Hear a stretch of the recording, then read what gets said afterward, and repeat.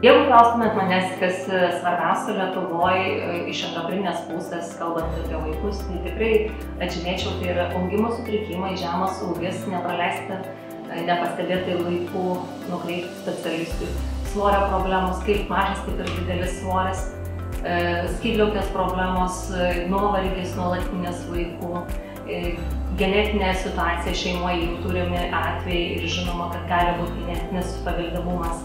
Taip pat lytinio brendimo sutrikimai, kaip ankstyvas, taip ir vėlyvas brendimas. Savalaikis lytinis brendimas vaikams yra labai svarbus daugelio aspektų, ne tik tai organizmo hormonų gamyba, tačiau ir subrendimas kaulinės, raumeninės masės, kaulinio tankio kaupimas.